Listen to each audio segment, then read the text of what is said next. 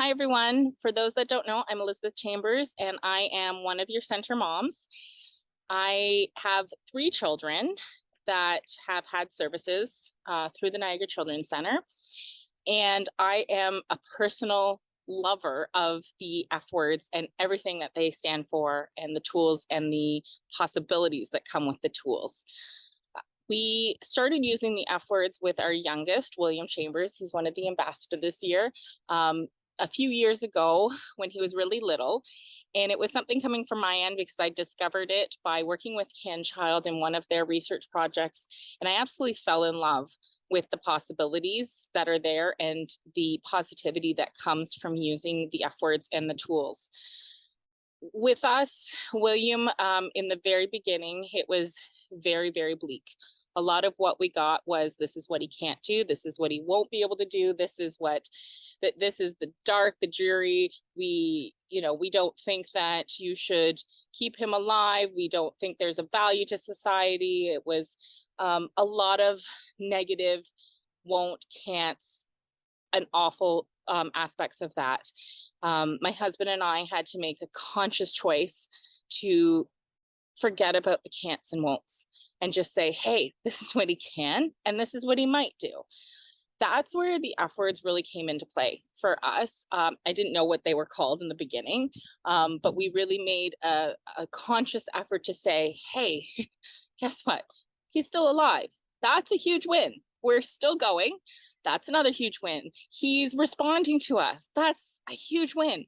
And for some that have neurotypical kids, it may not seem like a lot, but my child looking directly in my eyes at the age of I think he was 11 months when Blind the Vision helped us get to that point, was massive, and it's huge. And those are things that show the functioning and how a family is important and all of the incredibly important things that make up the whole picture of my son, not just his diagnosis.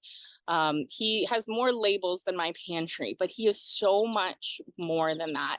And that's what the F words help me show others.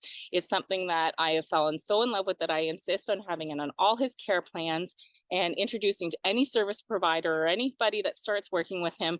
Hey, this is who my child is. It gives a way that we can make it a positive and a hope-filled, especially when you're coming from such a dark time where everything is negative and you're at an age where you're looking at other kids around you and going, that's not my child.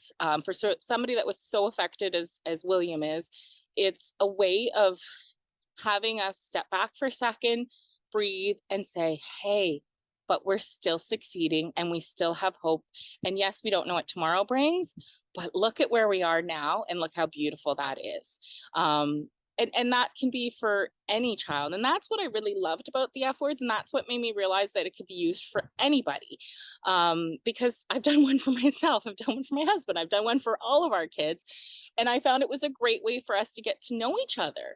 And it also really helped me realize that some of the goals that I might have for my child aren't necessarily the goals that they want to focus on. And so I think that's also we'll go into my eldest son now, who, just to complicate your world and make you a little confused, was originally my foster brother, and now is my son. And his name's Adam Syme. So some people might remember him from 21 years ago when he was getting early years services and he was part of the IPRP. And he progressed all the way through his elementary school to secondary school. Now, due to his disabilities, he is now partnered with Community Living and Mainstream and does day programs there. And that's one of the things I found.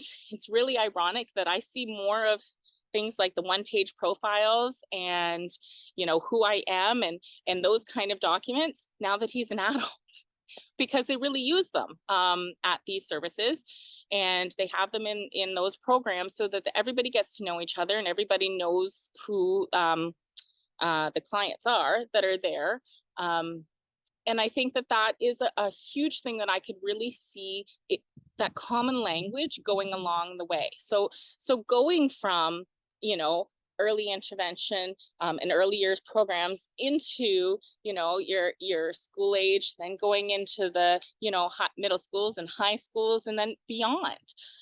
Because what better way to really get to know an individual than to look at the whole picture of who they are, which is right what the F words are doing. It's we know that you guys are doing these programs and think of it in your mind, seeing the whole picture, but sometimes we need to make those connections for the parents as well.